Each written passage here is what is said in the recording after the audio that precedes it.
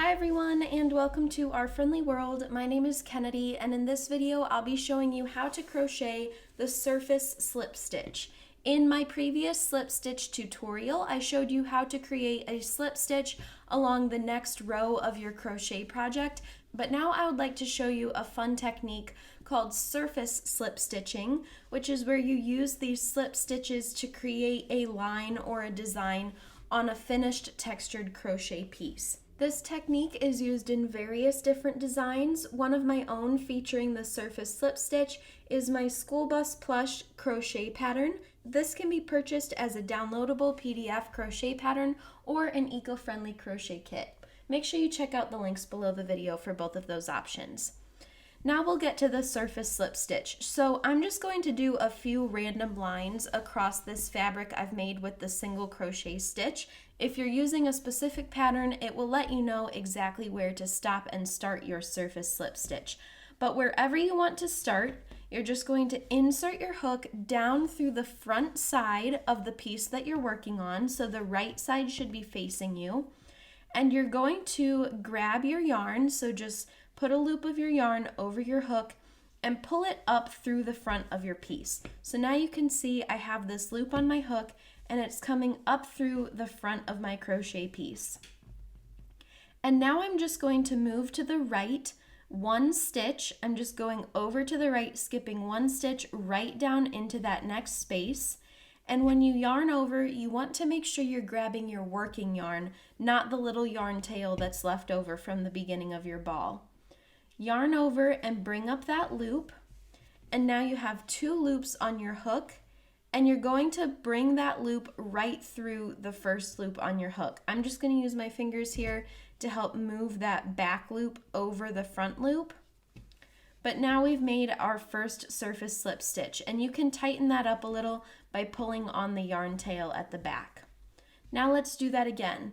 Moving over to the right, I'm just going over one stitch and inserting my hook. I'm pulling up my working yarn, and then I'm going to pull that right through the loop on my hook. And now you can see that these slip stitches are being formed across the fabric of my finished piece. And this is a great way to add sort of an embroidery effect or an outline on a piece. There are so many different things that you can do with this technique once you get it down. So now I've made a line here of these slip stitches, and when you're adding these to a piece of single crochet stitches or a piece that's crocheted in rows, it's really easy to keep your stitches nice and straight because you're just moving right across the row. If you want to turn a corner, let's say we want to make a little square or rectangle here, you'll simply turn your piece so that now when you're working across, I'm working from left to right because I'm left-handed, but if you were right-handed, you'd be going right to left. I'm just going to turn my piece and insert my hook one stitch to the right from where I want to go.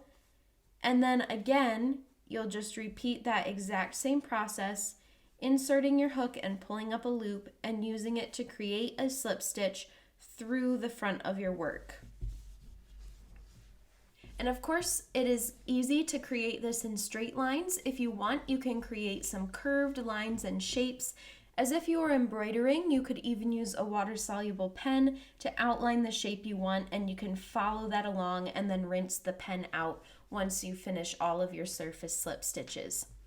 To finish off your surface slip stitches and secure them, you're just going to cut your yarn, pull that yarn tail all the way through the front, and then using your tapestry needle, you're just going to thread your tapestry needle with that yarn tail.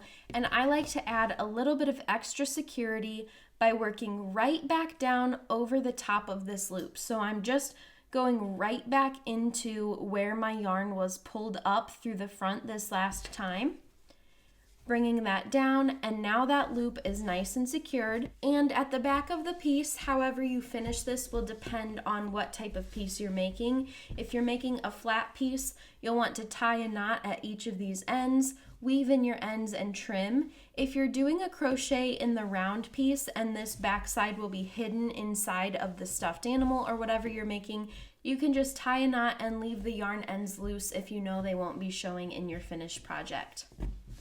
And that is how you create the surface slip stitch. If you have any questions, feel free to reach out in the comments below. And make sure you check out my crochet tutorials playlist for more quick and easy crochet tips. Thanks for watching.